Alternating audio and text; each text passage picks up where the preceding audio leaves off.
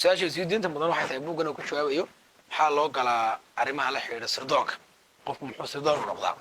gabar hadday tahay iyo nin hadday tahayba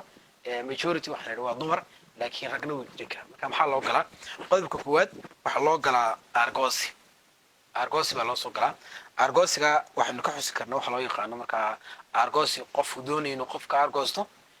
qaran doonaya qaran inuu ka argoosto qabiil doonaya qabiil inuu ka argoosto waxyaabaha la midka haddaba inuu soo daadegno waxa individualka ee qofku uu doonaya inuu isagu markaa u galo waxaa ka mid a wax loo yaqaano markaa qofka hadduu jacayl ku dhaco oo jacaylkii qofkii uu ku fashilmo ama uu heli waayo waxaa dhici karta qofkaa kale ee mataqaanaayay ay saxyaan inuu doono qofkii inuu ka argoosto waxaynu kasoo qaadan karnaa buugga ku jirta dumar badan oo ay ka midka yihiin Clara Phillips yani gabadha jacayl baa ku dhaca la yidhahdaa jacaylkeediina way weyday ama wuxuu noqday jacayl failure ama mataqaanaa ku daraysta marka waxaa keenaya qofkii inuu sirdoon galo marar badan waxay noqon kartaa isagoo oo doonaya inuu cid ka argoosto argoosigaasna marka dhinac uu doono ayuu ka iman karaa jacayl buu noqon karaa dhaqaal buu noqon karaa gudub kale buu noqon karaa waxyaabo kale oo qofka dee laga galay ayuu noqon karaa qofku ku tirsanayo marka argoosi waa loo galaa dad badan oo u galay argoosina taariikhda sirdoonka waa lagu hayaa qodobka labaad dana dhaqaale ayaa loo galaa basaasiin badan oo hablow badan oo ku jira meesha yani dhaqaale ama waxaa loo yaqaano lacag ayaa yacnihii markaa loo siinayo ku jirta waxaa dhici karta inay shaqo caadi dadka qaar u noqoto waayo marka qofkii uu doonayo dee mataqaanaaye in wax kale uu qabtaa ayna jirin shaqadana uu xiisaynayo laakiin lacag badan lagu siinayo qofka waxaa dhici karta markaa inuu galo marka waxay noqon kartaa dana dhaqaale qofkii inuu galo hablo badan oo markaa buugga ku jirana yani taa way ka marakacayaan oo iyaga laftooda dhaqaale u galeen waxaa ka mid a gabadh la yidhahda maata xaari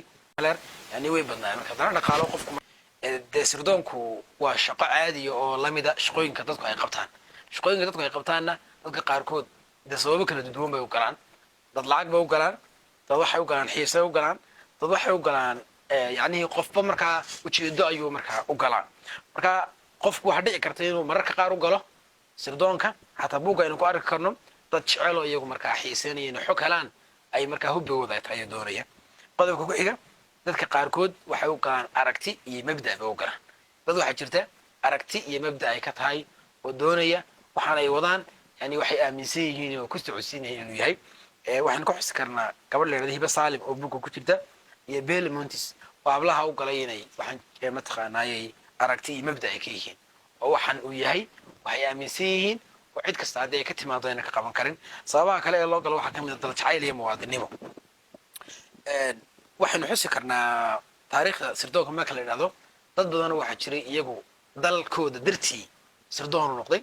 dalkooda dartii wuxuu soo basaasayay xogo waxaan ka xusi karnaa gabadh la yidhahdo xikma fahmi gabadh masaariyaday ahayd inta ugu badanna taariikhdooda waa taariikh la yaab leh waxa la yidhahdaa dalkeeda ayay jeclayd sababtaa darteed ayay markaa u gashay marka sababaha aynu soo sheegnay argoosiga jacaylka mabda'a dal jacaylka waxyaabaha la midka ayaa markaas sirdoonka loo galaa 25 dumar ee meesha ku jira sababo kala duwan aan isku mid ahayn si dadkuba u kala duruuf yihiin ayaguna markaa